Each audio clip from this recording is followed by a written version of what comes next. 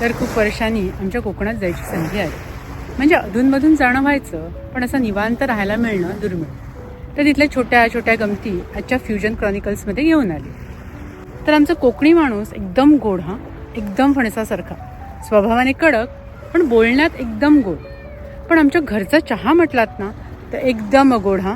त्याचं कारण म्हणजे आमच्या वाडीतील निदान एक घर सोडून एकाला डायबिटीसचा मिठा आजार.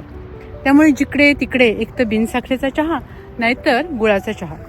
आता म्हणा डायबिटीसमध्ये गुळ चालतो का, तर आमच्याकडे चालतो. तुम्ही कितीही कांगावा केला की गुळ आणि साखर याच्या कॅलरी सेम असतात. गुळ कितीही ऑर्गॅनिक असला आणि अतिरिक्त खाल्लात तर त्याची शरीराला होणारी हानी पण साखरे इतकीच असते. की कोणी किती आम्हाला पटवून द्यायचं म्हटलं तरी आम्ही गुळाकडे ना एकदम धार्मिक श्रद्धेने पाहतो.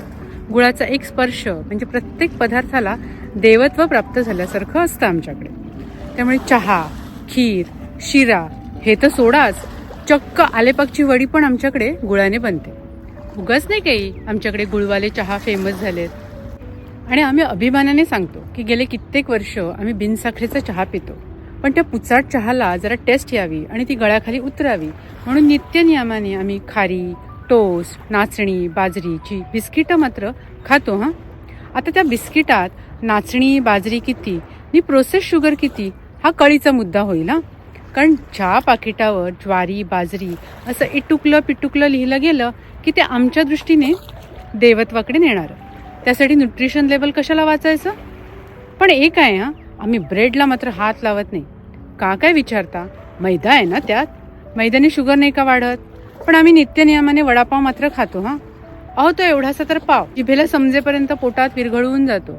आणि चटणी एवढी झणझणीत की पुढच्या 2 प्रहरी आमचा सुपडा साफ.